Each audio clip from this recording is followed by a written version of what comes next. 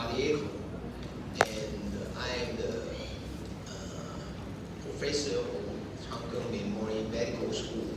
So now I'm the president of AFSA.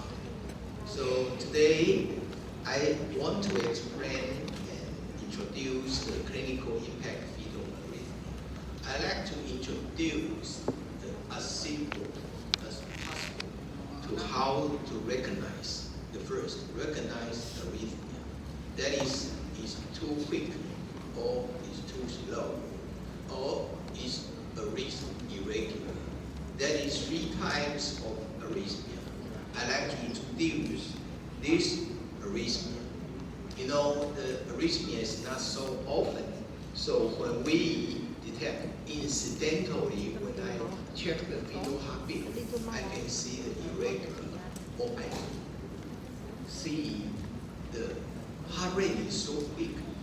So that is arrhythmia. We have to classify how time of the arrhythmia. So because of difficulty in the fetal ECG, so we use the ultrasound to identify mechanical consequence. It's the consequence, is not the arrhythmia. So we have to know that is different between the ultrasound, the pictures, and the real fetal arrhythmia. But the most important thing is that prenatal fetal therapy is very effective and supportive to the fetal life. That is very, very important to identify which kind of the arrhythmia and make management. So at this moment, I will introduce the fetal arrhythmia, the instance, and the study. You know, the study is so rare because, you know, just sporadic case in each institution.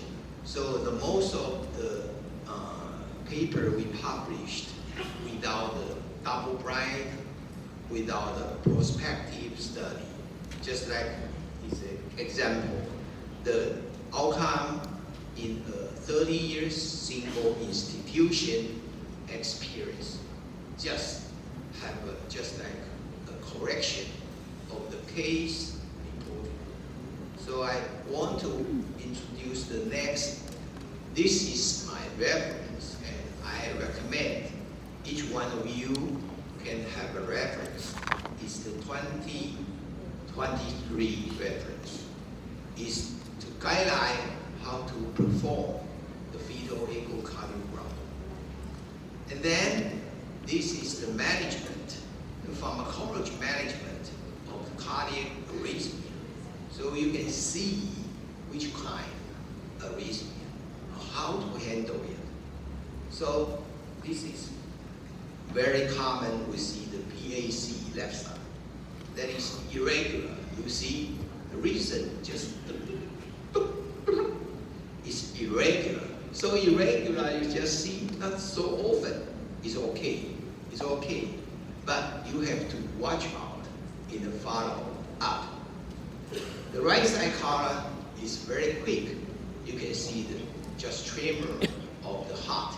The fetal heart tremor is so quick, but sometimes so quickly, so have to the AV block because of the atrium rate is over 300 or 400 per minute. That is too fast to have the ventricular response. So we can see that this is, you see, too slow. You know, the atrium rate and ventricular rate is 92 to 154. It's irregular response from the ventricle. That is the complete type of AV block. This is most common happen in the, you know, the connective tissue disease of the mother, or APS, antiphospholipid syndrome, just like that. That is the irregular but very slowly or ventricular heartbeat. So this is ectopic, the most common. Every day you can see that it's irregular. But sometimes it will disappear. Sometimes it will appear again. So the most important thing is the last one. 2 to 3% development superior ventricular tachycardia and atrium flutter, atrium fibrillation. So you have to watch out if you see especially frequent APC, frequent, or you have the frequent VPC. That is most dangerous in the follow-up. The tachycardia arrhythmia is the most common type, is ABRT. This is, you can see, the very regular, but it's tachycardia. Its heart rate is higher, but the baby can stand for a long time. If after 2 or 3 weeks with this arrhythmia, will have something happen, just like hydrops, just like heart failure, just like intrauterine fetal death. So we have to detect this arrhythmia as soon as possible. And once you detect the arrhythmia, you have to make the recovery to sinus rhythm. So if the hydrops happen, will increase the mortality rate over half cases. The maternal therapy is very effective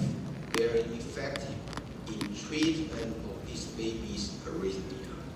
I just want to say that another is very quickly of the aging rate. This rate is similar to this one, the AVRT. Similar, but is sometimes will have more mortality rate than the previous AVRT. Sometimes we have to check if you have the arrhythmia. You have to check about karyotyping, microarray, gene and genetics to detect any underlying disease. So I will have a case. You can see this one.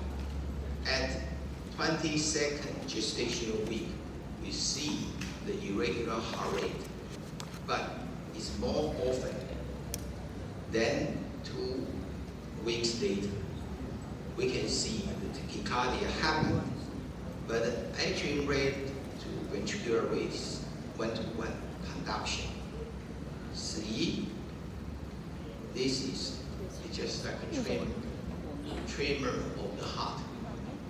Seems to be there. Okay.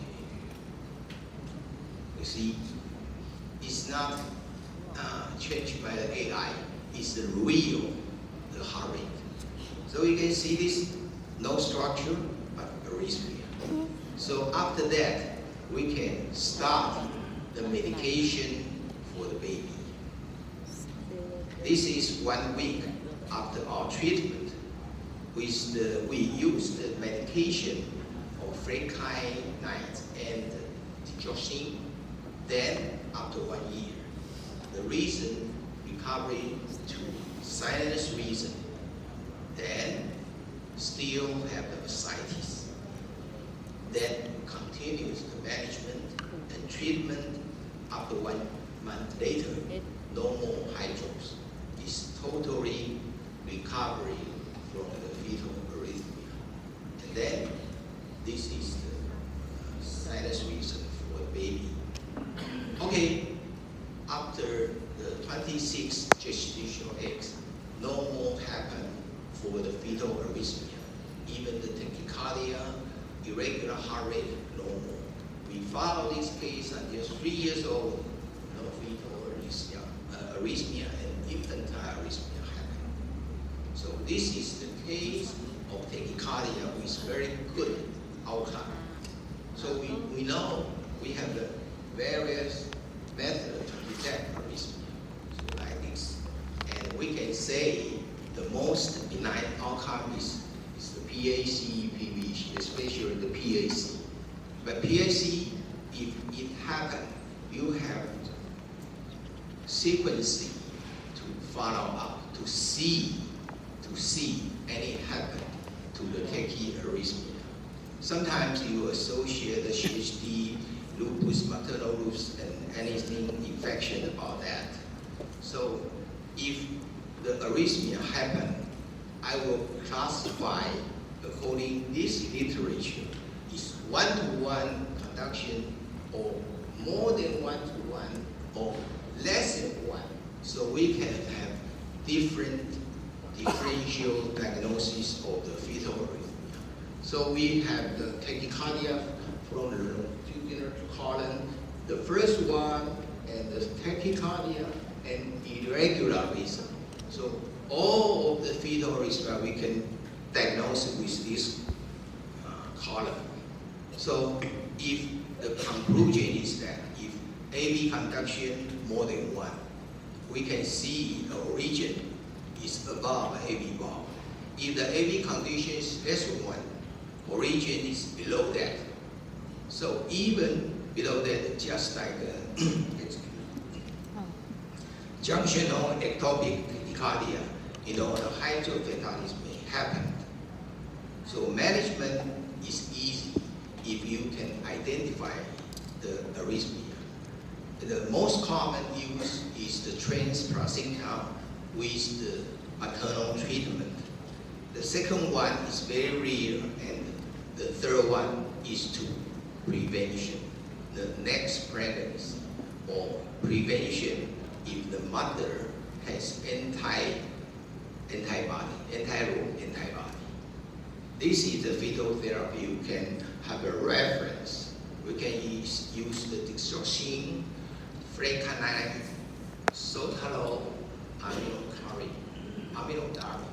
Then we didn't use the left column that the red color. We don't use that because of the complication may happen. Then this is the flow sheet. If the supraventricular tachycardia is regular, and the right column is atrial fibrillation, atrial flutter, we can see use the different kind of first line and second line and third line treatment.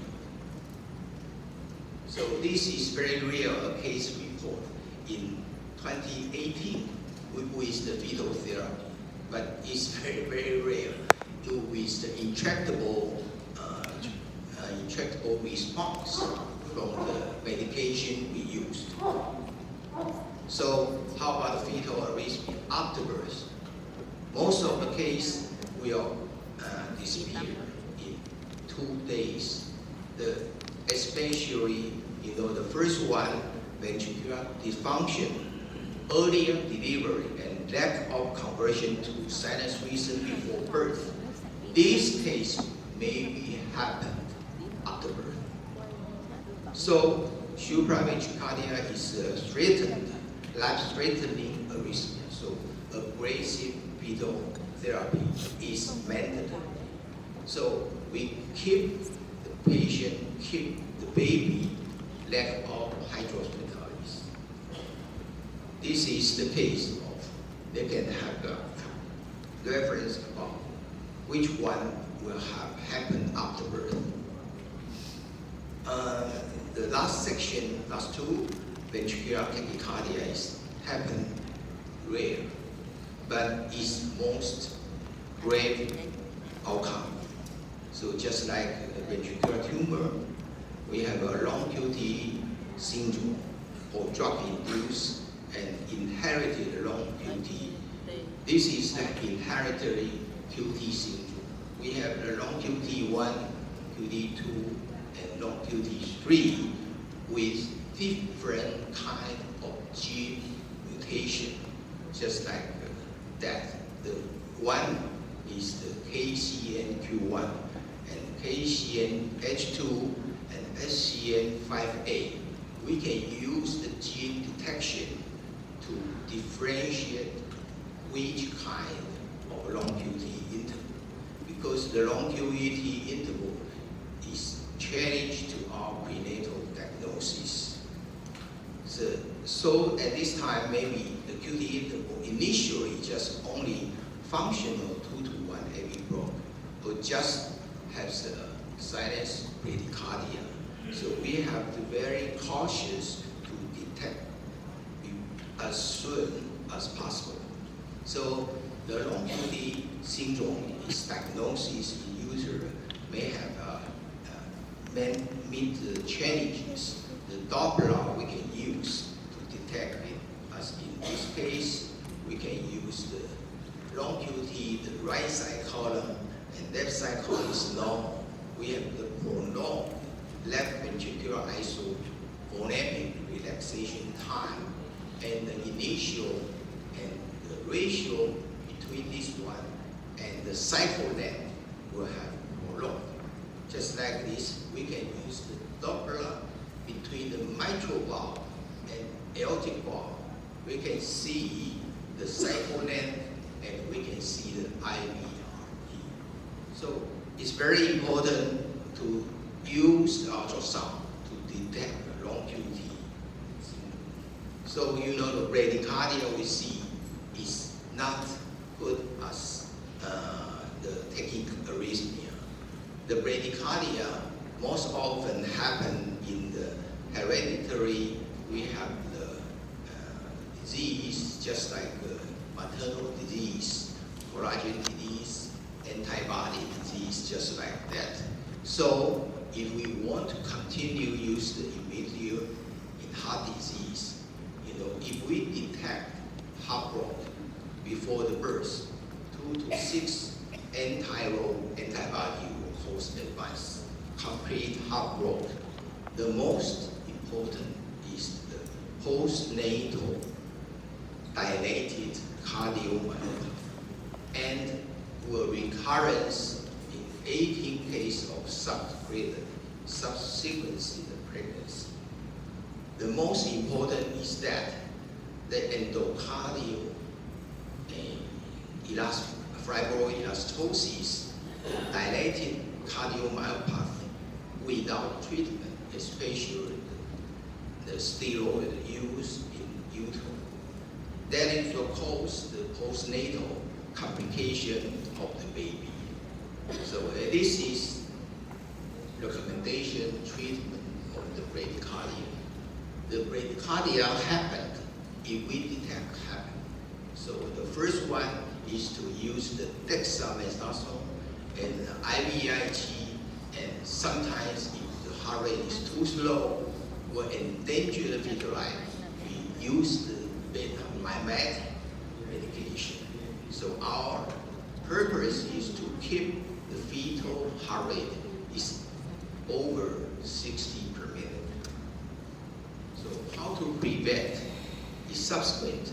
If we have the cases to have the mother had the disease of just like anti-phospholipid disease, we can use the hydroxychloroquine in mother, especially between the first trimester and second trimester, and continue use this drug associated with steroid medication to prevent. Okay, if we cannot prevent, how come we have to medication treatment? That this medication treatment with the steroid cannot recover all of the case. So we all happen to do the bradycardia is challenge to our prenatal management.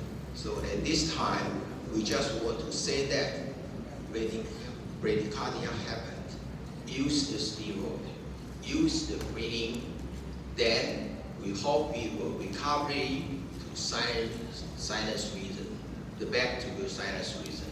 If it cannot happen, continue use the steroid and queen until complete of pregnancy to prevent postnatal cardiomyopathy, to prevent the endocardial, the fibroelastosis happen to the baby. That is our conclusion that. So thank you so much.